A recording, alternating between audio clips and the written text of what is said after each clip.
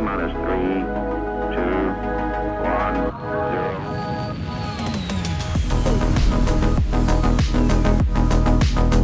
0. Hey everybody, welcome to another episode of the Launch Sequence podcast. For today, I've got return guest, the man, DigThat32, best voice in Star Citizen. Welcome, buddy. How you doing today? Oh man, I'm feeling beautiful, man. Thanks for having me here. Appreciate you. How you doing, sir? Good. DigThat's been on the show a couple times, both Launch Sequence and Citizen Central. We've had some good talks. Today, we're going to jump a little bit into a topic that was recently discussed on ISC regarding Star Citizen, and kind of, I think, caught some people off guard with how expansive they were presenting it to be. But it is building interiors and kind of cities in general in Star Citizen. And I thought it'd be solid to catch up a little bit. Honestly, talk to you about like the game in general, but also dive into the cities a little bit. But before we get into it, I would rather hear kind of what have you been playing besides Star Citizen? What you been up to? Man, you think I got time to play things besides Star Citizen, man? Nah, actually, this game dev that I'm doing contract work for sent me a Quest 2 VR headset, so I'll be getting a little bit into that, man. Yeah, man. VR, that's nice. Yeah, I hadn't used it in a long time. Mine's been collecting dust, but the Quest doesn't have no wires, so it alleviates all that headache. So I've been messing with that a little bit. I feel like VR is one of those things that once you lose the wires, it must be impossible to go back to having that dangling off your head. Yeah. I mean, it's a headache, man. Like I said, mine's been sitting in the box collecting dust for I don't even know how long, man. Do you so much more convenient? Yeah, I bet. Do you play it in Elite? No, I haven't gone back to Elite. I did initially when I started my channel. That's what I was doing, was playing Elite in VR, which is an awesome experience, man. If you ever get the opportunity, if you get a VR headset, download Elite Dangerous. It's probably the best experience you could have if you're a space game fan. That's what I've heard, that like you don't really get the scale of that game until you get it in VR and go next to a ship or something. Yeah, that's 100% true, man. I can't imagine it in Star Citizen looking up at a reclaimer. Ooh, I cannot wait. I know that people think it might not happen, and of course it's always a possibility it won't, but Sylvan on the engine team is very, very dedicated to the idea of VR, and I just think it would be too good an opportunity to pass up. Oh yeah, once they get this thing optimized, which is a ways away. Yeah, working towards it. Speaking of which, have you gotten to play much 318? I have. Oh my god, have you been playing it since it's been available to? Oh my god, this is the most I've ever played an update. Oh yeah, man, we've been playing it since what, mid-December, something like that. Yeah, it's a lot better than it used to be. It was a grueling process, but they've gotten a lot better bit by bit. I think the thing for me now, because I've been taking a little bit of a break from it, because I'm tired of logging in and then restarting every other day. Yes, that's getting a little old now. Yeah, it's like you kind of get sick of doing that when it comes to live servers when they do a wipe or something, but then you get into the PTU and it's like every 4 days you have to do your character, your starting location. And you know what's the most annoying part is like when you load in for the first time, you can't access your friends list. So like if you want to meet up with someone, you have to go pick a starting location first and then jump back out to meet your friends. It drives me nuts. Yeah, it's like trying to meet up in Vegas or something like that. That's always a good time though. It becomes one, yeah. So what in 318 has been getting your attention? Definitely a big fan of the salvage gameplay. So I'm glad that PES is allowing us to do stuff like that. Salvaging is super chill. I understand that's not going to be for everybody, but it's for people like me, people who want to sit in the verse and chill and socialize a little bit, or just not talk to nobody. Yeah, that's the best part. Come on, people, nah, just asteroids. That's all I need, or derelict ships. How do you compare it to mining? Like if you were gonna, because mining was kind of the chill way to play the game before. Would you say this is more so? Oh yeah, absolutely, man. If you could find a spot where you're not very likely to run into other people, then yeah, it's one of the few times I would play this game with music on. Typically, I don't play games with music on because I'm scared somebody's gonna sneak up on me, something's gonna happen. But yeah, and I wonder if it's going to be different because right now they just got just tons of derelicts laying around just so we can test this all. Yeah. How much less opportunity are we going to have for that once this thing is actually live? Are they going to keep those in? What's going to happen is the question I've been having. Yeah, and like over time too, because obviously it's buffed right now, so we test it all. But over time, how much harder is it going to get to find a good derelict? That's worthwhile. Yeah, absolutely. Where is Tony Z? You put out a video a couple weeks ago, I think, looking at the smaller features of 318. A lot of people are putting out videos talking about salvage and PES and the stuff that we were just mentioning, but like you got into the nitty-gritty details. How long did it take for you to find all that stuff? That was pretty good, by the way. I mean, I think there were a lot of things in there that most people probably didn't notice just looking at videos. I appreciate that. At time, I don't know, time in this game, that stuff just. That's why I'm curious, because it's just you spend an hour, you find what you're looking for, then you die. You got to spend another hour finding it. Nah, it was just I knew I wanted to do something like that. So every single thing that was a little bit different, I made sure I hit record for that. I mean, I wish I had the storage to just hold down record and then record everything, but yeah. Well, what do you think of the fact that, like, at least I feel like over the last maybe year and a half, updates have started to have more of these like little additions that don't really get cards or don't get mentioned all that much and just kind of come in and improve the game. You think they're doing a good job with that? I think so. It's my cup of tea because the roadmap, them taking it away from us, or not taking it away, but how we had that extended roadmap with everything that they hope to do. Yeah. I like having surprises. I didn't think I would, but now I love getting the game, seeing something that we were not aware was going to be in, and then being able to share it with people.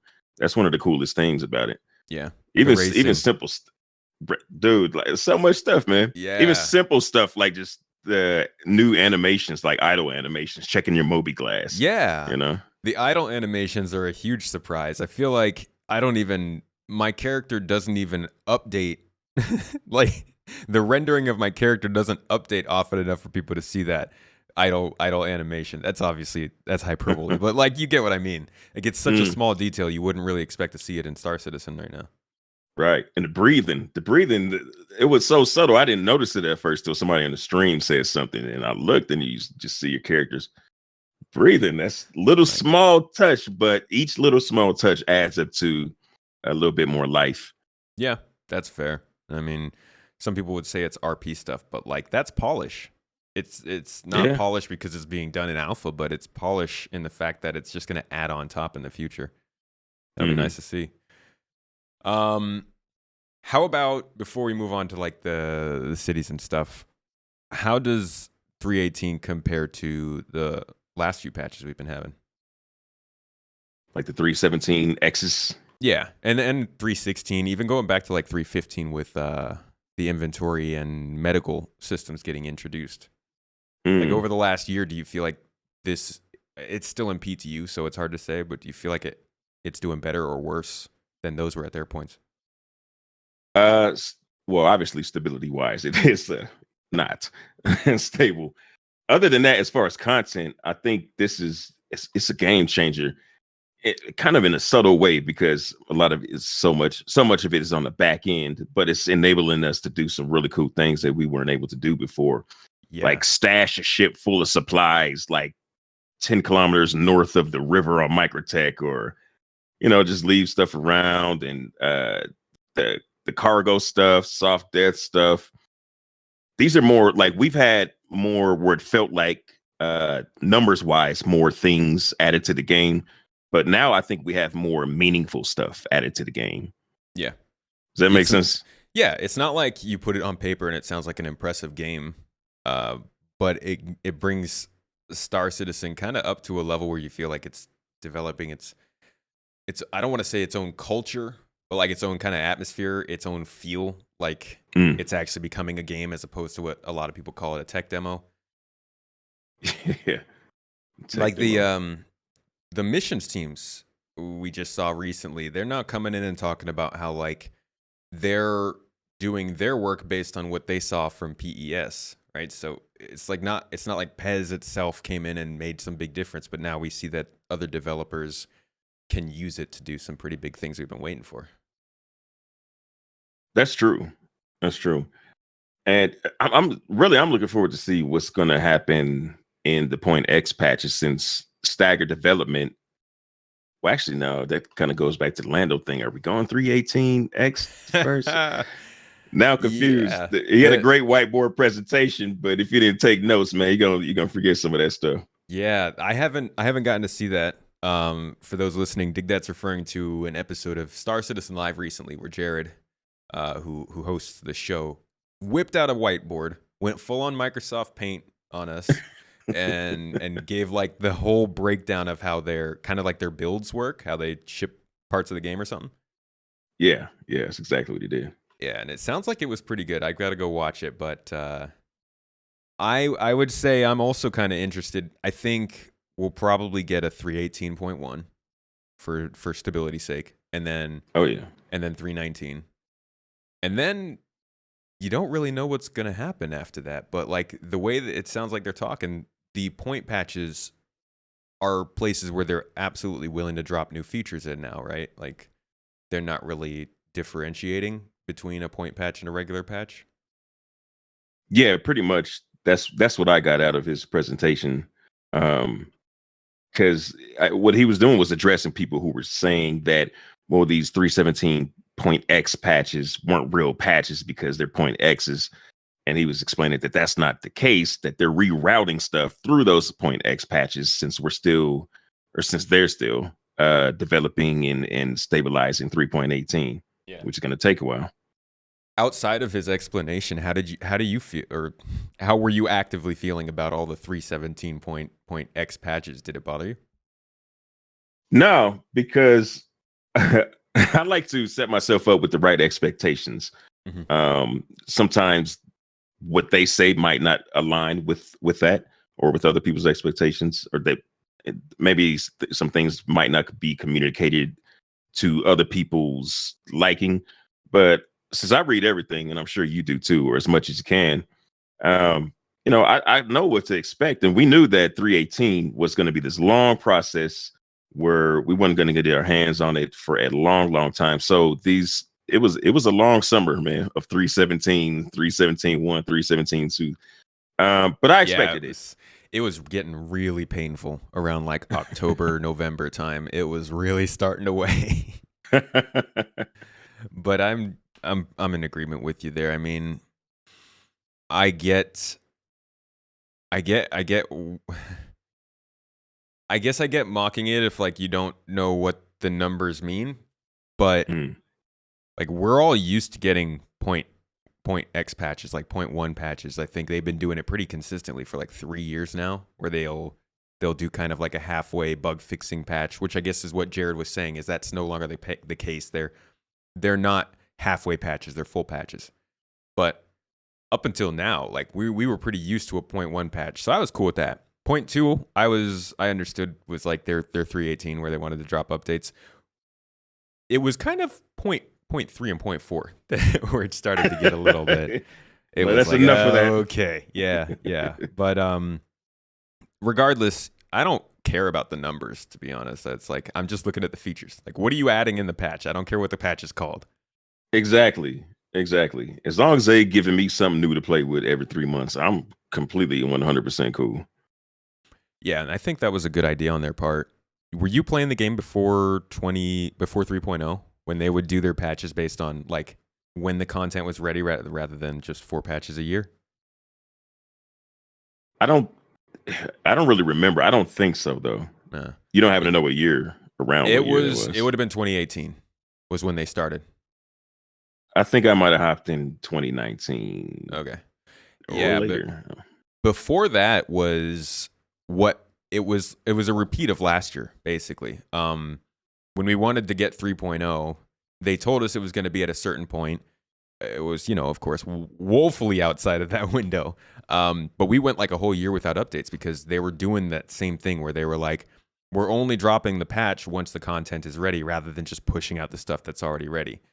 And so it was kind of like what happened with 317. Okay. Yeah. And they switched from that after that year because they were like, this isn't going to work. We need to do, patches every quarter. And since then, I think, like you said, man, it works. As long as they're putting something new out every quarter, you got something else to look at. Yeah, definitely. Yeah. Definitely. I fear what's going to happen with server meshing going into testing and BTU and stuff, but we'll see. You think it's gonna be rougher than how PES went? I mean, there's no way of knowing, but server meshing is it's like a pretty big piece of tech, right? Even outside of video games, like it's used in, I think, finance and stuff, but it's still like a thick concept. It's like not something that you just throw into a game and it's good to go, right? Right. So I'm guessing it's going to be a lot of like testing the edge cases.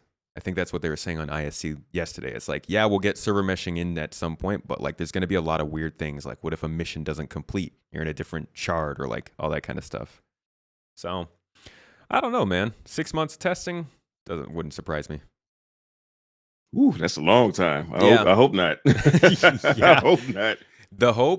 My hope is that they like start Evocati testing on server meshing right when we're starting to get 3.20 or whatever the patch at the end of the year is called, so that it's like we're not just sitting there on an old update waiting for server meshing. We actually have something interesting to take our time. Yeah, definitely, man. But we'll see. That's why I like to stagger the development, because things that didn't make it into the patch that we just got will be in the next one. We got something to look forward to while they continue on the other stuff, man. Yeah, and it makes sense. If you have a big company, make them working at different timelines. Speaking of efficient. Sorry, I mean to cut you off. No, it's so efficient. I can't imagine how it would be to work there. That is a lot of stuff coming in and out on various different levels, and it seems like a catastrophe. And I don't know how they wrangled that thing. But that seems like so impossible. Like a film director, a front office guy for a football team seems like play, just tiddlywinks compared to what they're doing. Yeah, it's like combining a big major movie with like a app development, because you got crazy timelines for movies and you got to refer to all these different teams. But for app development, man, testing, getting it to run correctly, figuring out what the problems are, figuring out what you can and can't do. I'm not jealous. When they set out the vision of Star Citizen, I'm guessing there are people now who are looking back at that and being like, oh boy, maybe we should have toned things down a little bit. But it's Chris Roberts. That's side note, man. I'm sitting there getting jealous at your skin. I'm gonna have to find out what your skin regimen is. You over there looking all nice and bro, crisp. I'm shiny. I'm so shiny. That looks better. I'm looking dry. I'm using this new stuff, and it's gotta be looking dry. I need that glow. You gotta refer to Mrs. Tomato. She got me on a regimen, and it works wonders. Niacinamide, moisturizer, and sunscreen. It's all it takes. That's what's so. Got like 5 bottles lined up on the sink. Yup. Little. Gosh, what do they call the little droppers that you use? The syringe, not a syringe. Jesus, I forget what they're called. Little things that you pick up liquids with and then squeeze out. Whatever. I don't know. Skincare. That's Mrs. Tomato's thing. I just benefit from it. There you go. But let's talk about. I don't want to say 4.0. Like they did introduce building interiors with this whole road to 4.0 thing, but we're just going to assume that it's a feature somewhere in the future. I'm not putting dates or numbers on anything anymore. But building interiors are something we've kind of known about, and it feels like they were like teasing it for a while. They had it on the progress tracker, and maybe they'd mention it once or twice here and there, but like last week or 2 weeks ago, whatever it was, we got a legitimate look at what they have planned for building interiors. And it's pretty huge. It's an expansion of cities overall. Well, what were your initial thoughts from seeing that? I was amazed. I was blown away, because that's they have mentioned things like that.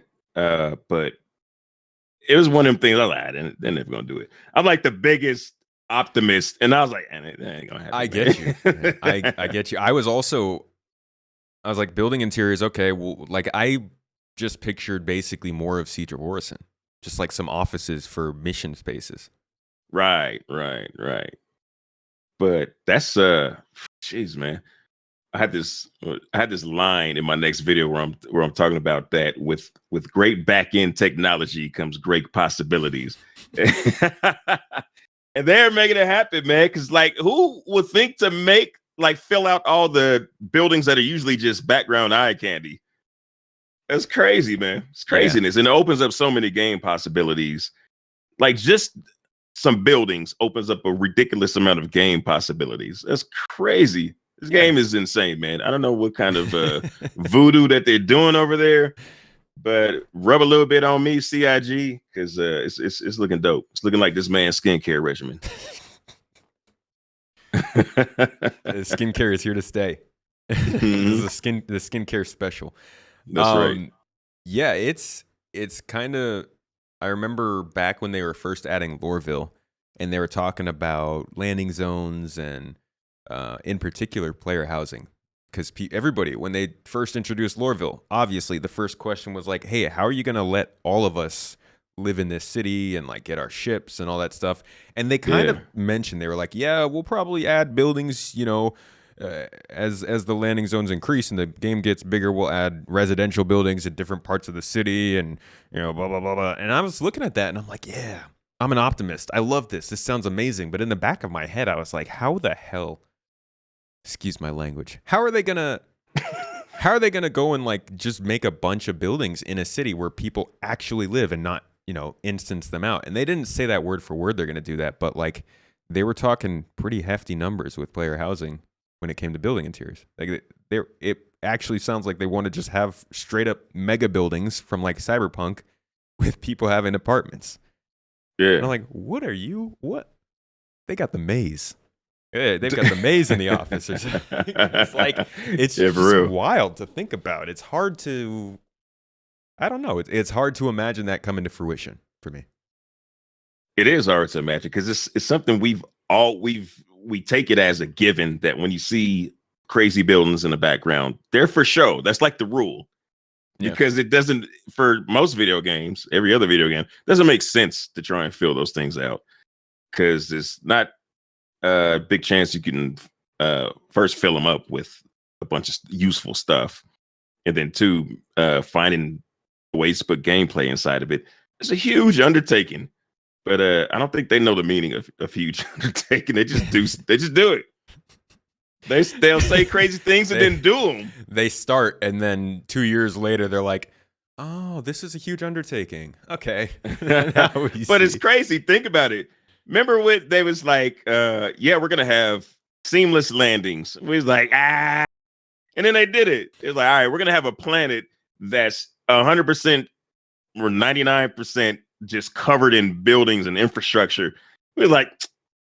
And then they did it. It was crazy, but they keep doing this stuff. It might not come as soon as we like. That's one thing. They tell us about it so soon that we're just waiting on it. But then they eventually do it. Yeah, that's the one thing is it takes a while. And I think another thing that shoots them in the foot with this is how, like, this actually happened last week. They had the art director come on and talk about basically his part of the job, him and his team's part of the job, which, since he's the art director, was all art. It's all concept art. And because they like do it in order. So I'm sure we're probably going to see like a feature developer or a mission director or like a level designer talk about these again later this year and talk about it with more kind of actual features that would be in it. But this week it was all concept art, and you saw people be like, all they're showing is concept art. Like, I don't care about this. This is all you ever do. Why are you doing this? And it's like, well, this is not the right person. And so it's like you said, it's crazy that they show this stuff. It's insane scale, but they always get hurt by the fact that they can't show it all at once, that they have to show it in production. The same thing happened with Pyro, right? Like, we've been on the road to Pyro for 3 years. Shit. Oh, is it just 3? Yeah, it's been a while. I don't know, man. You get different numbers from different people, but yeah, it just repeats itself. That same thing. Yeah, I get it. They have to sell a game. They got to sell some dreams to move some units over there. But it seems like they kind of don't have to or shouldn't have to as much because they're so financially solvent that they don't have to ABC always be selling, which it would be nice for a lot of people to temper some of those expectations until they're closer to ready. But that's how they feel. They got to sell the game, man. I can't really be mad at them. It's hard. It's just part of the position they put themselves in. Like they kind of market the game and talk about it like people should expect it to be a full game. But then when people get into the game, it's like, well, this stuff's all being tested. You can't just look at it and expect everything to be working right now. So they have to. I don't know. It's a balance. But building interiors is one of those things. I feel like I'm responding with how you're talking. I'm putting my Montoya hat on, and I'm being effervescently positive about this. No, more so than I typically would, just to go a little bit against the grain here. Somebody's always got to be the devil's advocate, right? That's right. I'm positive about it too. Building interiors make me feel a lot more confident about cities being worthwhile.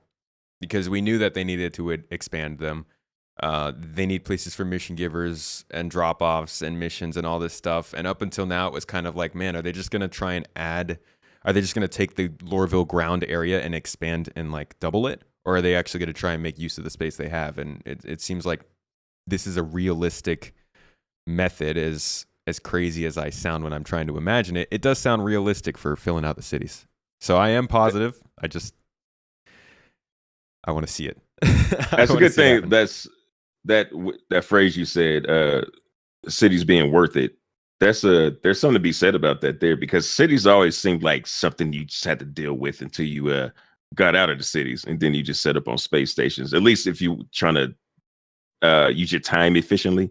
Yeah, there's always been a need for cities to have more necessary reasons to visit the city, be in the city. Yeah. So yeah, you're right. What do you even go to cities for right now? I think if I'm going to a city, it's either I'm going to my home place to pick up something that's, where all your stuff is stored, wherever your home residence is at, or I'm going to Orison because that's like the gateway to other stuff, like the new platform missions there. Right.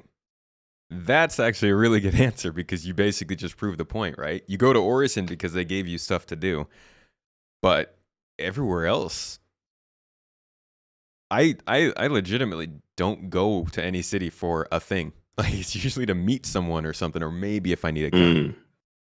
But trading. Okay, that's fair. Yeah, all y'all cargo haulers and looters out there need someone to drop off. But yeah, man, the cities. You see it a lot. People just feel like the cities were kind of pointless. Hey, we got a space sim. Why are you throwing cities in here that don't give us anything to do? And it's nice that, now they are. But that also begs the question, do you think they're focusing too much on ground gameplay in a space sim? With these cities, outposts, caves, underground facilities, vehicles. It's just like it's a lot of ground stuff. How do you feel about that? Well, I feel like it's like, because initially they was talking about Star Citizen would be the best space sim, the best damn space sim ever. And then Chris, calling Chris like I know the dude. Anyway, Chris put that letter from the chairman where he stated this would be the best damn everything sim ever. And I buy into that because I loved Elite Dangerous, but I thought it was I like being in space. Space is dope. So I got into it. But it feels like that's just half of I want to live my best space life, not just flying spaceships. That's part of it, man. That's part of the whole space opera thing. You got to have some ground love and alien places on foot. I see a lot of, I guess not a lot, but I've seen people call that out. Hey, this is a space sim, and it's cool that they're doing everything, but at the same time, I kind of just want to fly a spaceship. And there's definitely a debate to be had about like, should this be only a space sim? Should they be focusing on this being the everything game? And I think a lot of people are looking for what you're talking about, like not just about flying a spaceship. It's like being in space, whether that's going to another planet or living in a city that has spaceships flying into it, right? It's just kind of like a sci-fi world as opposed to just a space world. Right. Right. Do you, I mean, it completes it. You can't have the expanse without some ground play, some getting stuck in the caves and people dying from whatever that was they was dying from. can't have the expanse without Earth putting their thumb or they're putting their hand on the throats of the belters, is what you mean to say. Belta Lauda. The pitiful planet dwellers. Yeah, I think it adds to it. I mean, I've played other space games where there's no planets. Like X4 is a good one. Great game, amazing simulation. But you can't go down to planets, and like you really feel like you're missing. I think context is what it adds. Getting to go to gravity and like have a horizon and everything definitely makes the space parts of that game feel a little bit more legit. Yeah. Yeah, you are right about that. I didn't think of it in that way. You put it way better than I did. No, man. We both put it good ways. What are you talking about? You're like, sucking no, man. How do you feel about like mission wise? Do you think that they're doing a lot? Because we've gotten Siege of Orison, Jump Town. We're getting the new Siege missions. We've gotten missions at outposts and like ruins recently. Do you think that they're also giving us enough space-based content to justify that? Are they giving us giving us enough space content to justify what? Yeah, like missions and stuff to do in space. Are they matching the amount of effort they're putting into the content on planets? In your opinion, just from playing? No. I think that missions in general is just really slept on. It is crazy because there's so many opportunities, and I realize they want to perfect all these other things that go along with the missions, like the AI doing search maneuvers and all that stuff. But just missions on foot in space everywhere, it feels like it's really being slept on. And I can't see a reason why. Usually I can find a reason to justify just about anything. This one, I can't figure that one out. Seems kind of like they were waiting a little bit for PES. Because now suddenly they're talking about cargo mining and salvage missions. We've been crying for cargo missions for a long time. But okay, so have you ever played the mission where you go to that down satellite and you recover this? I don't know, it's a chip or something that pops out of the satellite. Yeah, I think once. That's whatever the mission giver's name. I can't remember what it is. That's his only mission, and it's different from any other mission. Well, I guess generally speaking, no, because you're going and collecting something, then taking it someplace. Mm-hmm. But it gives it a little bit more flavor, some flavor that we don't see, like a down satellite. I bet half the population in Star Citizen has not seen that mission. More than that, I bet. Probably. To be honest, yeah. Because I play this constantly, and I haven't done that mission in like 4 years. Yeah, see? Yeah. There's a lot of extra missions that aren't tech reliant that we could be doing right now. And I had a video that I make so many videos, crumple them up, throw over my shoulder. But there's so many things that we could be doing with the available tech that we're not. And I never understood why, because it's not like it increases the amount of resources that, you know how they made, well, actually, I don't know if that was a fact or debatable. What I heard was, remember they took Levski out? Yeah. Delamar. Like, it was, I don't know if it was a fact, but it was in people's minds that it was taken out because they were kind of at the limits of their resources. And so that kind of freed up some things. So I guess I was saying all that to say is that we're not at that point anymore where we need to sacrifice stuff. And it's something that small, I think, should be in there. And what I mean by that is missions. We need more. Then people can stop saying, yeah, there's not just a lot to do out there. You got to make your own fun. I agree with you. We need more missions. I think the mission givers are something they're going to look at after server meshing. I think they gave up on the mission givers for a bit just because they performed so bad. I mean, like they were terrible. Did you run the mission givers a lot when they first came in? This was in like 2019. Yeah, everything except Tisha Pacheco. How often were those missions actually finishing for you?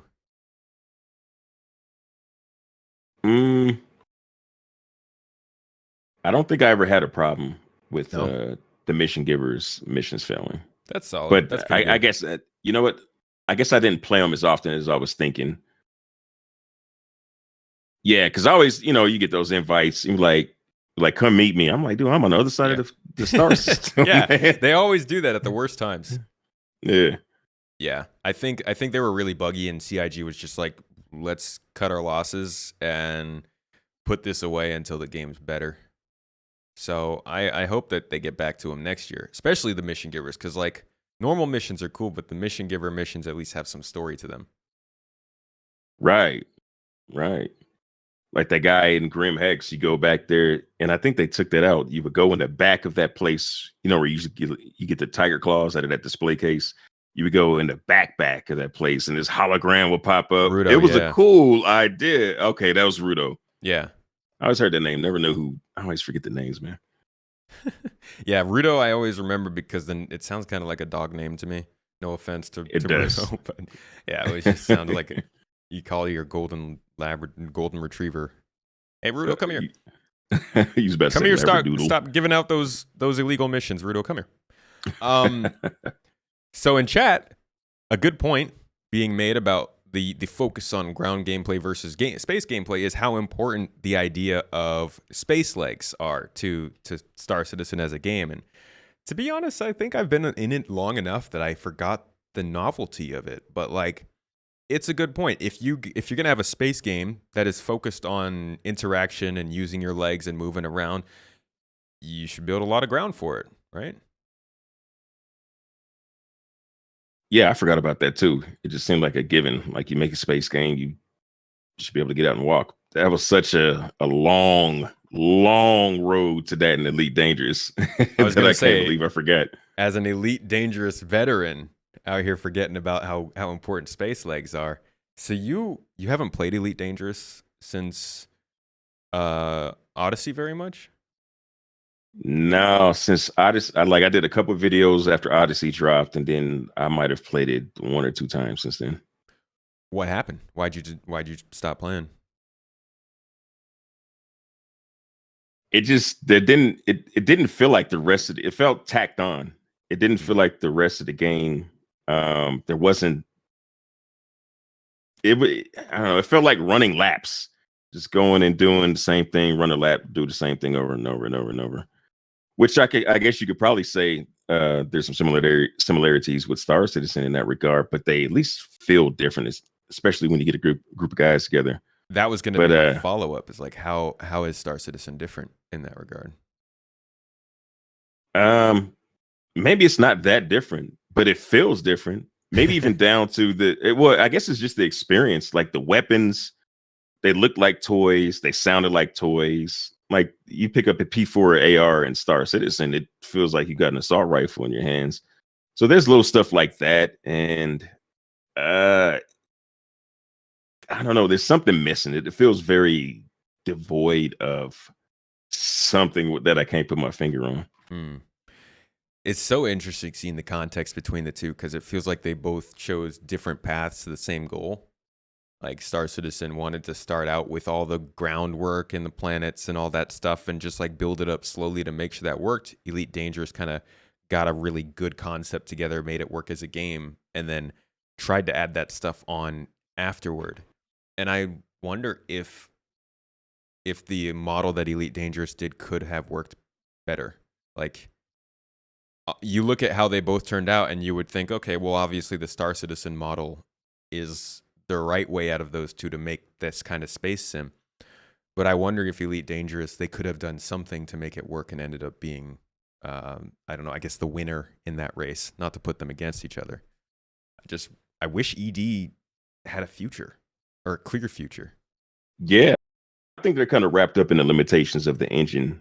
I think the next Elite Dangerous game, the sequel, is the answer to what a lot of people want out of that game right now. I think they hit the limit. Have they talked about that? Another game? No, they haven't. They haven't. That But would I mean, be. it just feels like that's the only step available to them because they don't even have ship interiors, right? They haven't pulled out, or excuse me, they haven't released a new ship in 3 or 4 years, like since I was covering Elite Dangerous, which is a long Wow. time ago. Yeah, the Mamba was the last new ship they released, and that was eight. That's when I'm still using my VR headset. That was a long time ago, man. That's pretty wild. I didn't realize that. I thought that they were still keeping up with the updates pretty regularly. I'm gonna have to find somebody who's playing the game often because that's worrying. Yeah, Considering they dropped the console development and Odyssey has been struggling quite a bit, and like they're not releasing new vehicles for folks. That's rough. it is, but they're under new leadership now since David Braben stepped down. So you never know; they might pull a rabbit out of the hat. I didn't know that happened. Yeah. For anybody who is listening, which I guess is everybody who can hear this, the call to prayer is out of the background. So if you hear a guy wailing away, don't worry, it's okay. We're safe. We're good. He's just, he's letting people know. Let's get back to the cities and the ground gameplay. The building interiors, I think, and they actually showed one of the shots in ArcCorp reminded me of the fact that like ArcCorp has different areas. You ever been to the other places besides Area 18 in ArcCorp? Yeah, they're pretty much just rooftop landing areas. Yeah. So when they were talking about the building interiors, I feel like it kind of made me think maybe they could build those out with their own interiors, make them little mini landing zones. What do you think of multiple landing zones on a planet? Too much work, too much effort, or worth it? Definitely worth it. I mean, in my head, this is that's like, give me more. It's what they've talked about doing for the longest because I can't remember, I can't quote it, but they were saying that what you see now on the planets is like nothing compared to what's gonna be there. It's gonna be filled out, and so I expect that. Like, it's not been in my mind that it would never not be completely full of stuff with several different landing zones.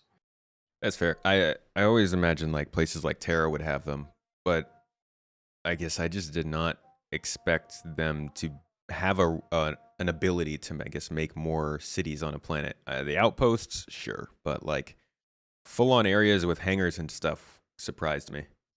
Well, major cities, yeah. Is that what you mean? Like more major landing zones? Not another Area 18, but like something in between, say, Area 18 and like the homesteads that they're talking about. Okay. Yeah, I can see homesteads and stuff, and maybe smaller like Area 18s, the size of like the little area where the little cog is spinning, like stuff like that. Yeah, nothing beyond that. Just like a central location, like they were showing, with a bunch of hangars and then like 4 or 5 buildings off the side of it. Nothing crazy, but like another area for things to be. I think is pretty cool. I actually used to look at the Stanton system like 2 years ago, say 3 years ago, and actually think that's what it was going to look like. I don't know why. I think it's really dumb, especially lore-wise, to think that there's going to be like 10 outposts in a system that has that much going on. But I keep seeing them add new locations, and I'm like, oh, Stanton's going to be a lot more crowded than I was thinking. Yeah. What I always wondered, do you think that once we're in Pyro, that like Stanton would just empty out? Or do you think there would be people just sitting back taking advantage of the situation? I think if Stanton could empty out, then CIG didn't do a good job with Pyro. Because they should be making it so that they balance each other out a little bit, right? Like, if you're a good person, you should be worried about going to Pyro. If you're a bad person, you should be worried about going to Stanton. That's a good point. Yeah, they got to balance the equation out. I do think like we're all just gonna go crazy and flood into Pyro for the first quarter because that's what we do. We've got problems, but over time, yeah, I think it'll start to be like, okay, I love cargo hauling. And as much as it is, as much fun as it is to cargo haul with pirates constantly attacking me, maybe I just do an easy route from Microtech to Hurston. And I could see that starting to get more popular again. But I don't know, man. It's gonna be an exciting time. It's like never happened before in Star Citizen, where they've actually had two different areas of the game that are so separated that people actually aren't going to see each other. Yeah, true. The most we've had is when a new landing zone like New Babbage came out. Then everybody was over there, and Crusader was empty. And then they brought out Crusader, and it's opposite. And that's simple. That was like you spawn in at Orison, your friend spawns in at Hurston. You're like, okay, no problem. 10 minutes, I'll be over there. But like, you spawn at Orison and your friend spawns at Pyro 1. That could be like an hour to try and meet up. That's true. So it's definitely a major change. I don't know what to expect. That makes me think more people are going to be living on their ships in Pyro. Yeah, I believe that. Which is why they want to get stuff like refueling and I don't know about refining, but definitely refueling. It seems like they want to make sure is working well. And possibly ship transport. Didn't they say they were talking about the Liberator being made ready for Pyro because you'd need to be transporting small ships so much? Do you remember that? If they did, I wasn't aware of it. I thought so. I'd have to go and look that up again. But Pyro is the second system of like 100 plus that they have in lore that could be come into this game. Clearly, it's taken a while to get here. I think we both know that it's not like it's a linear. They're not going to take 10 more years to do another star system. But would you have preferred to see less of these sort of building interiors and super complex cities if it meant that we could have had more planets and more systems already? Well, yeah, I'd definitely take the more planets and systems over some building interiors. They're unrelated, but yeah, if that was my little wish from the genie, yeah. Overall quality or quantity, I guess is what I'm asking. Oh, kind of hard for me to say because I love the quality. Like if this game was what it was, this was the release version of a game, it would be worth $45 for me if they just polished it up and everything worked perfectly. Mm-hmm. Size wise, yeah.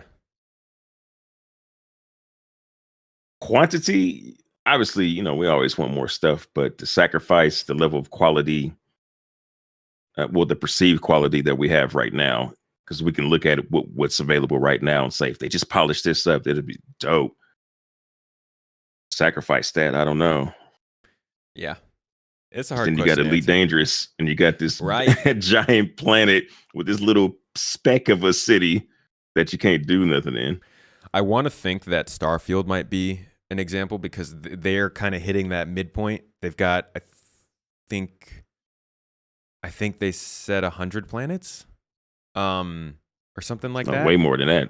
Yeah, I think was it 100 systems? I think they said 1,000 planets. Okay, yeah, maybe it's 1,000 planets. So like, it'll be interesting to see if they're able to hit that kind of mid ground of sort of some of the quality and detail that you get from Star Citizen, but also the scale of Elite Dangerous. Obviously, both of those are much more extreme than I think Starfield would hit. But I'm interested in seeing how they go about it because we don't really have that many examples of how you do planets in space games. No Man's Sky, Elite Dangerous, Star Citizen. What else is there? Everspace? No, Empyrean, I think it's called. I don't know of any other games though really that do that. Do you? No, I don't. I think either way, at some point, it becomes No Man's Sky-esque. Like, how many different moons can you have? Or types of moons? It starts to look the same at some point. Yeah, and packaging that up with some convincing content, whether that's cities or buildings or outposts or whatever, is where the challenge really comes in.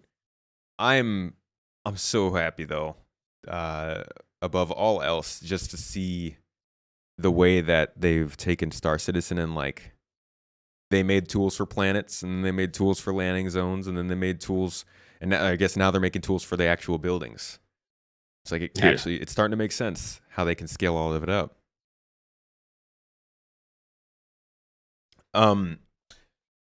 What is your? I want to get into the wish list section of this podcast. Okay. What is something you actually want to see when it comes to cities that you haven't seen any sign of? Could be anything. I want to see. Well, I think probably number one for a lot of people would be places where you can customize your ships, which I know sounds kind of obvious, but like I want to go to Cousin Crow's and actually make a real customization to my ship that matters. I don't want to just throw on some I don't know, better shields. I want to see some things that matter that come out of those type of places. So you're talking like change your, like, take off a wing or something? Like, how much?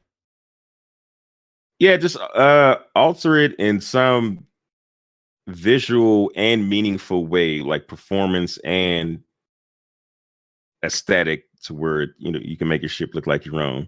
Okay. And that's one of the things that, because we were talking about planets don't have enough to do, that will make me go to planets, go down to Orison, Cousin Crow's. I can get this dope custom job on my ship that I can't get anywhere else. Some social spaces, not looking for VR chat, but some spaces that draw people in to hang out there in a way that makes sense, which it sounds like that's what's going to be going on in these skyscrapers that they told us about. Yeah. We can gather and play some pool, play some video games, something like that, hang out at the bar, chit chat. Just some, like, I was about to say tourist traps, but like just traps that draw people in to congregate. I don't know what that would be besides video games and kind of recreational stuff. But recreational stuff, that's a big thing for me. I think that's why Grand Theft Auto was so dope, because after all the shooting and the bang bang and all that stuff, people go hang out in the casinos and like the yachts. And if there were like space casinos in this game, that would be. I don't know if they could do that, because you can. I guess I wonder how they do that in Grand Theft Auto, because you can purchase that money with real life. That'd be kind of a problem, right? Yeah, it's banned in some places, and I think that I could be completely wrong about this. I think they have it what do you call that, localized to where that doesn't work in some countries or something like that. Yeah, I agree with that recreational stuff, though. Like, we're all super pumped about regular gameplay, but it's going to be nice when this game is a little bit older and, like, some days you just don't want to play, you just want to chill, and you can go to a city and, like, kick back and actually just do something fun. Little mini games. Yeah, exactly, man. Trying to be a space janitor, I was just about to say that, man. I'll take a menial job picking up those damn hospital gowns that everybody throws on the ground. I don't even know why we have those, because as soon as you get out the bed, you just throw it on the ground. Just strip it off. Yeah.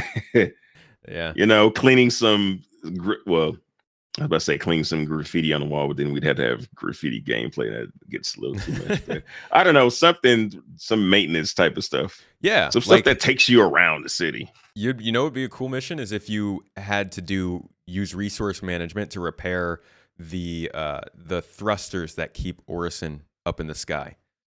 Yeah. Like that kind of stuff. Work it into the lore of the city like that. Give me a job to fix the oh my god, that's terrible. To fix the oh gosh, what is it called? I can't even say it because it's gonna be messed up. I can't say it. The furnace, I guess, that you would use to dispose of bodies at after they have expired. I don't know how to put it into a good way. There's a word for it. Are they cleaning the crematorium? I'm just saying, like, that feels like it would work perfectly in Hurston. Like in Loreville, you're in just like the dirtiest area in the bottom, and you're just moving dead bodies into the thing, and it works perfectly because people are gonna have to do dead body deliveries now that we've got regeneration going on and all this stuff. So like, work that kind of stuff in. Make me feel like I'm living in that actual place. Yeah, that would be outstanding, especially if they had stuff that you had to do because you got caught slipping. You had a crime stat. You were able to land. Somebody landed you in their ship. Now you stranded there. You got to work your way off. Yeah.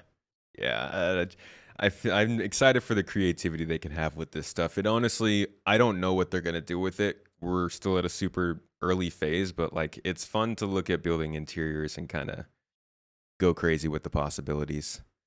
Yeah, you can Um, speculate the hell out of that stuff, what they can do with absolutely. that. When it comes to the cities, now I've asked you what you wanted to see, and let's go past cities, caves, rivers, outposts, Mm, locations in general. mm. What are some things or something that you've seen that you're not really a big fan of, and you're hoping that they change? I don't want to be snuck up on by some creature while I'm chilling out in the cave. All right. You hear me, CIG? I'm not with that life, not about that life. That's gonna be rough, man. The It's creatures coming they've anyway. already shown they're working on don't Yeah. look fun. Yeah. My homeboy Azzy, which is funny, man, because he's like a super duper nice guy, kind of a black hipster a little bit. We Azarath? can't wait. Yeah. Oh, Yeah. that's right. Okay. Yeah. Yeah, that dude, he can't wait for that stuff. Just like I'm like, well, you will be there by yourself, man. Some people are like, I just want to go out to a planet and hunt. I don't even want to Mm. fly. Just put me out in the microtech forest and let me find a boreal stalker. And I mean, I get it. This game attracts so many different types of people. It does. It really does, man. Like some people's idea, probably the first thing they thought when they mentioned the buildings having interiors is like, oh yeah, I'm just gonna rob everybody. It's gonna look like Die Hard. I'm round everybody up, make them get butt naked, and run the jewels. I'm interested to see if you can do that, and like how interactive player housing is. How can you invite? Can you give someone a key, quote unquote? They have access to your apartment, or does it have to be like? Do you have to be at the door for it to be loaded in? Can people come over and like leave their own stuff there? How interactive do these apartments get? I was looking at man, I'm making all the points for my video, but I was looking around the hospitals and they have each of the rooms has door codes. They're not interactable right now, but I can see the residential halls having the same thing with door codes, possibly being able to hack them, sell that information. That'd be cool. Sell that It would be information. dope, Hey, man. hey, I heard you hated this person. I found out where they live. Go mess up everything that they have in the game. All right, man. We're coming up on the hour mark here. I want to ask you a couple more questions to finish things off. Go for it. What are your plans for the rest of the year when it comes to content? I'm completely switching things up. We're talking about Okay. you now. What is your view of making content for Star Citizen and in general going forward? I want to switch over from being the guy who makes Star Citizen content from the guy or to the guy who makes content about there's content that includes Star Citizen. What I mean by that is uh I think I've done enough and there's enough new people coming in to do the how to do this, how to do that, the nuts and bolts of the game, to covering it from a perspective like more of an overhead perspective rather than dice in it, like showing you how to turn your ship on, stuff like that. Yeah. Because it's such an interesting game that has a lot going for it and impacts the industry without having to just talk about, how to go to the Microtech River. It's something that's never been attempted before by anybody, and I think I would love to talk about it from the aspect of like the games industry aspect of it, rather than just you know regular tutorials. Yeah. Instead of talking to everybody who's already obsessed with it, share Yeah, that news preaching with to the the people who choir. are just, looking into it, man. It's good luck. as much as it's fun to like, I want to talk about some of the stuff that happens in this game with other people, because there are some things like this game's far behind other games in some ways, but in other ways it's doing things that are really unique, and it's so dang hard to bring those things up in a normal conversation because you It know is. you know how it is. Yeah. It immediately gets off course talking about how long it's taken or how much money it is or something like that, and you're like, I just want to talk about the cool parts. Yeah. Yeah. But I think you've come at a really cool angle. It was one that I wanted to do before I started noticing your videos.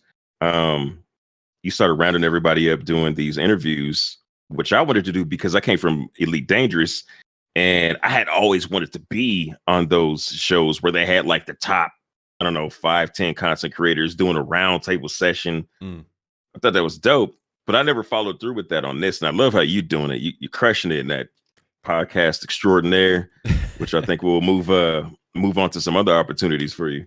Thank you. Dude, the podcast is great. It's I don't know how it was in Elite Dangerous, but like there's so many people making content for Star Citizen, and there's so many like unique perspectives that you end up coming across on YouTube. It's a lot of fun to bring people on and just like talk to them about like what was going through your mind when you made that video, because different perspectives, man.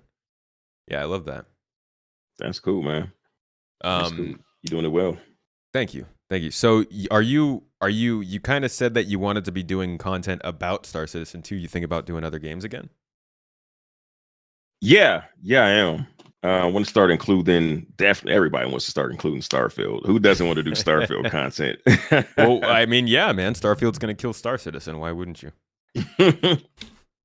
Star Citizen has a Starfield problem because people, I don't know why, people haven't got it an understanding that they're not direct competitors, not competitors at all. I don't even think that that Starfield competes with Squadron 42. It's closer because they're single player games in a space setting, but Starfield is his own thing, man. Yeah, I think it would be wild to try and play them the same way. Yeah. I fully expect Starfield to be a very gamified space experience with depth to it, whereas with Star Citizen, I expect to be working to do. I mean, it's like it's a space sim, you know, it's not an RPG. Right. I love that you said that gamified, dude. Yeah, that's exactly right, man. That's exactly right. I had a long comment. Oh yeah, definitely in their own rights. I had this super long comment yesterday. This guy, he was saying something about Star Citizen is doing it wrong. They don't have enough RPG elements. And I'm like, well, see, there's this confusion about what Star Citizen is. And I don't know if that's not us doing our job or if it's CIG not doing their job on letting people know what it is. Because people accuse them of having this huge marketing machine. I don't really see where that comes into play. Because people outside of guys or people who are looking up our videos, you know, you like videos about Star Citizen, don't know. They never heard of it. I used to work, man, was that the last job I worked? I used to work at Amazon, and I used to talk to people who called themselves gamers. I was like, yo, you heard of Star Citizen? And they was like, no, what the hell is that? Like, nobody has heard of this game. Yeah, it's not very popular. Because I was just thinking the other day about when you're talking to somebody who's streaming or getting into streaming, a lot of times there will be like your off game, but many of the times if somebody's starting to stream, they're doing like, you know, like Valorant, chatting, maybe Fortnite, FIFA. I don't actually know how much people stream FIFA, but like there's like a set group of like 20 games, maybe 20 to 25 games that people love to stream. And you look at a game like Star Citizen and how few people it's attracting right now, and how, like you said, how few people know about it. And the scale, you don't realize the scale, and it's crazy how many people there are out there ready to pick up new games versus how many people there are out there looking for a specific game, you know? And that's why marketing's so important. It really is. And I wonder, are they just waiting to crank up a marketing machine when the game is ready to go? Oh, man. Which makes sense because it's kind of hard to throw Just imagine if they were trying to market this to the general public right now. Oh my gosh. Be rough. It'd be rough. This is one of those games where you just like you throw out the free flies and then you just let them sift through the grinder, get beat up, and then like that handful of sand that you put down the grinder, you got like a teaspoon left that'll hang out there and still play the game. They're just punching everyone as they go through the process. Be like, can you make it? You gonna get past this? Yeah, man. And it's kind of a problem they've had. Like the new player experience getting improved is good because they need to make it easier. But it's a good thing, what you're saying, that like this is a test of patience, because as much fun as we have with the game, it's pretty obvious it's not ready for wide adoption. And like if they did try to push it to a lot more people, they'd probably end up with less people trying it later when it's actually ready. That's true. One thing I do like about the fact that we're here for we're not pioneering, but we're here during the rough times, right? So there's going to be something to be said for that when the game is finally finished. But the other thing the other thing about that is it weeds out a lot. Star Citizen chat can get a little toxic, just like any other game, but it weeds out a big proportion of what we could be facing with that stuff in the game. Weeds out like the little kids. It weeds out just people who can't handle, dealing with an alpha game. It weeds those people out, and it makes the experience a little bit better right now. Yeah, that's actually, the community is the only reason most people stick around, I imagine. Like, the game is so difficult to get into and learn about. Like, if there weren't constantly people around ready to answer your questions and help you, I don't think it would have survived. It's tough, man. Yeah. That's why I think Elite Dangerous is a good gateway drug for Star Citizen.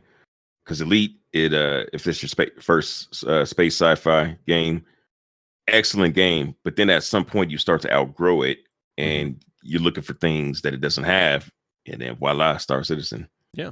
Well, that's how, like we were talking about Starfield earlier. That's how I feel that's going to be. People are like, Starfield's going to hurt Star Citizen. Starfield's going to help Star Citizen. It's going to help Star Citizen, No Man's Sky, Elite Dangerous, Space Engineers, Hard Space, like all these games that people don't know about because, like we just said, people aren't looking for games. They're just playing it if it's in front of them. Like, those people are going to play Starfield and be like, dang, this game is dope, but I can't fly down to that planet. Or this game is sick, but I can't actually like jump from my spaceship onto that spaceship. I see it on the subreddit, man. You'll be scrolling through Starfield discussion and somebody will be like, oh, I really hope that like they make ships that have on-ramps so that we could drive a vehicle into the ship. How cool would that be to carry it somewhere else? And you're like, these people are looking for the experience, but it's not ready and not marketed to them. So That's true. Yeah, man. Starfield is probably going to also be a pretty good gateway drug for at least some people. Definitely, man. You'll hit the boundaries, or as I call it, the seams. Like most games have, you start to see the seams, the limitations of what you can do. Yeah. And then Star Citizen is a game that go can further. Pop those open. Yeah, man. Well, Dig, thank you so much for joining me for this episode. Appreciate you coming on, dude. And as we've been talking about the whole episode, you do your own content on YouTube. You do streams. Do you stream on Twitch or just on YouTube? Just on YouTube. Cool. Well, can you let everybody know where they can find all that stuff? You can find me at the strip club on 56th and Broadway. All right, you can find me on YouTube. DigThat32. Someone's gonna go there. They're gonna go looking for you. Like, is this the right state? Yeah. Yeah. I know you said you're getting away from the tutorials, but I really like the 1 Minute Citizen videos. I think they are really nice for like sharing quick tutorials with people. So if you guys are looking for how to do things, check out this channel. But also if you're just looking for like good gameplay commentary and some looks into new features, I would drop by. It's good stuff. Always a great voice to listen to and entertaining videos, man. Appreciate you, boss. Appreciate that, man. Course, I ain't stopping the tutorials yet. I still got to put the game plan together, so they'll be out there. Gonna need a lot this year. Boy a visit. I think we're gonna need quite a few. So that should. Do you think that the new player experience is not gonna cut it? It's only gonna cut it for a little. Like that's only gonna be 30 minutes of gameplay or something. I think that's gonna stop once you reach your first mission. So when it comes to other things like the cargo refactor, learning how to move stuff around with that, getting like a multi-tool, doing the salvage, like all that kind of stuff, I think we'll still need them. All right, cool. Yeah. Well, thanks again for joining me, dude. Everybody else, this has been episode 91 of the Launch Sequence podcast. We are still on the road to 100. Good times. I've got something special planned for that. We're putting it together, me and Mrs. Tomato, over the next couple of months. So keep an eye out and make sure to drop by the YouTube channel if you'd like. If you're watching this on YouTube, check out the audio platforms, Spotify, Apple, whatever it might be. It's ad-free and supported by our supporters who are also sitting here watching live and chatting with us. So thanks everybody for coming and listening. Thanks supporters for keeping this going. Dig that. Thank you for giving us a great hour of entertainment. And I'll catch you all on next episode next week.